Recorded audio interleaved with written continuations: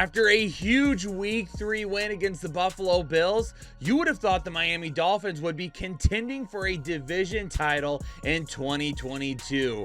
But lots of inconsistent play and injuries for the rest of the season would not allow them to get there. And sometimes when you start off fast and you're feeling really good, it's hard to keep your feet under yourself and you come crashing back down to earth. Oh, he's right here.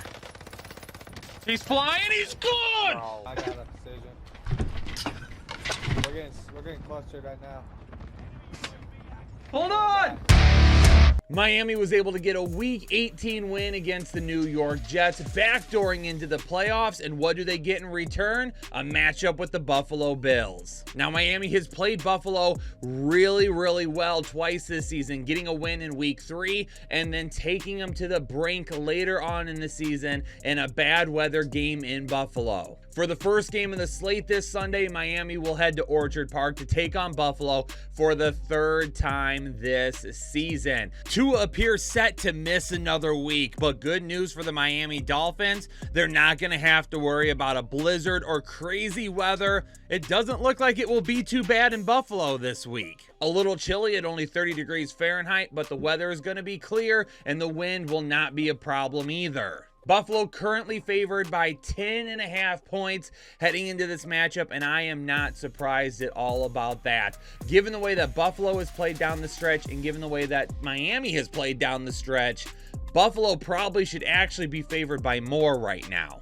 But let's talk about Miami first. What keys to the game are we going to need for Miami to actually walk out of here with a victory this week? Skylar Thompson appears to be the guy this weekend against Buffalo, but can he get it done? It is possible with the weapons he has around him. Really, let's just get the ball into their hands. Jalen Waddle, Tyreek Hill, they are going to be the keys. Buffalo's defense this year, it doesn't have the same dominating pass defense that we've seen in years prior. They right now are a team that can get beat through the air a little bit easier than what we've seen in the past. For Miami, that's perfect because that's where they are going to want to beat them. The run game is far too inconsistent, so Miami's going to have to try and utilize the short passing game and the screen game to make up for that. We've seen it before. Waddle, Hill, over the middle of the field, those slant routes. Maybe they only look like a 5-6 yard completion in their speed and burst. They end up taking it all the way to the house. Miami is going to have to hope for those plays. On the Buffalo side of the football, this is a team that is playing with a lot of high spirits and a lot of energy, and for their brother Damar Hamlin right now. This is a team that came out ready to go last week. This is a team that's going to come out ready to go this week as well. But the main key to victory is all about Josh Allen. Let Josh Allen take over the game and win it for you. Who do I want holding the ball during this game as much as possible?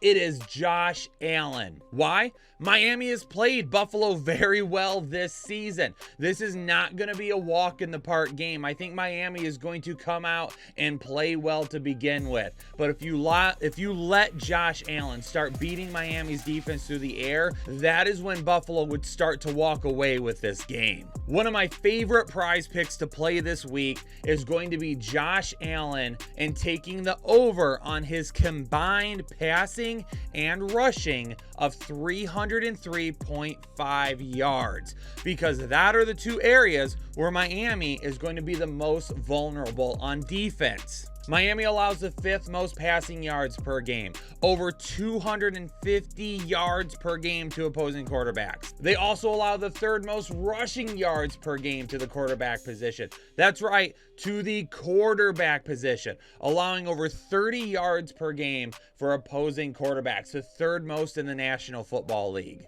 And if there's two things that Josh Allen does well, it's beat you through the air and then beat you on the ground. And if he's going to beat Miami, it is going to be in those two areas, locking in that 303.5 yards, pretty easy for me. I am highly taking the over on that. All right, time to get to the nitty gritty. What is my final prediction of this game? I already mentioned it a few minutes ago. I think Miami plays well to start, and then Josh Allen and that home crowd in Buffalo is just too much for them the rest of the game.